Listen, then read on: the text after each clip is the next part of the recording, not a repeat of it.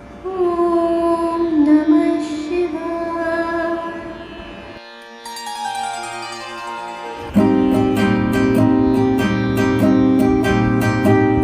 विश्वेश्वराय विषकण्ठविभूषणाय कर्णामृताय शशिशेखरधारणाय कर्पूरकान्तिधवलाय जटाधराय दारिद्र्यदुःखदहनाय नमः शिवाय।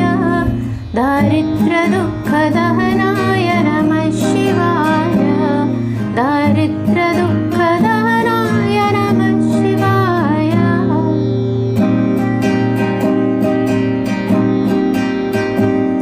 गौरीप्रियाय रजनीशकलाधराय कालान्तकाय भुजगादिकङ्कणाय गङ्गाधराय गजराजविमर्दनाय दारिद्र्यदुःखदहनाय नमः शिवाय। दारिद्र्यदुःखदहनाय नमः शिवाय।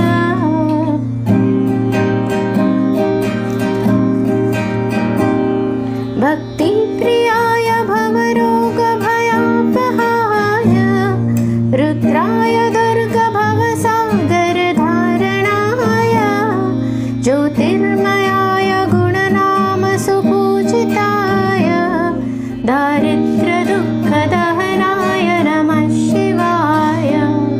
दारिद्र्यदुःखदहनाय नमः शिवाय।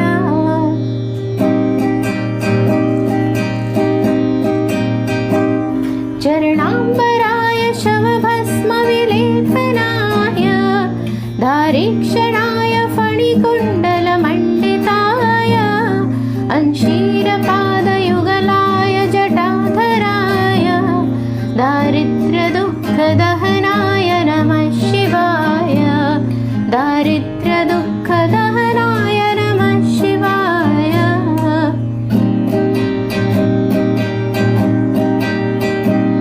पञ्चाननाय फणिराजविभूषणाय हेमांशुकाय भुवनत्रयमण्डिताय आनन्दभूमिवरदाय नटेश्वराय दारिद्र्यदुःखदहनाय नमः शिवाय।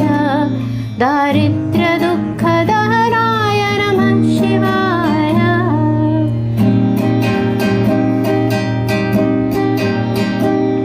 खारुप्रियाय भवसागरतारणाय कालान्तकाय कमलासनपूजिताय हेरक्रयाय शुभलक्षणलक्षिताय दारिद्र्यदुःखदहनाय नमः शिवाय। दारिद्र्यदुःखदहनाय नमः शिवाय।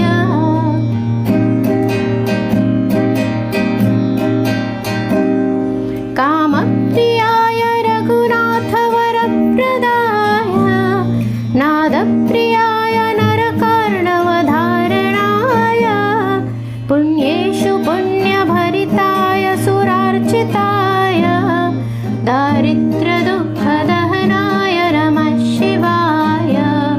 दारिद्र्यदुःखदहनाय नमः शिवाय।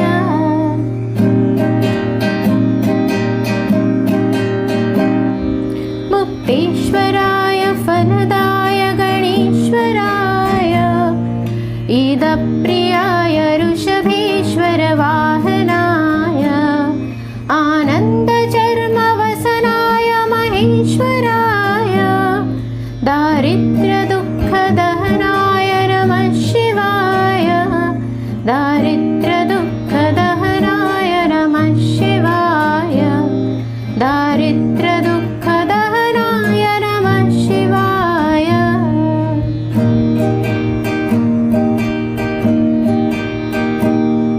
वसिष्ठेन कृतं स्तोत्रं सर्वरोगनिवारणं त्रिसन्ध्यं यपठे नित्यं स हि सर्वमवाप्नोति।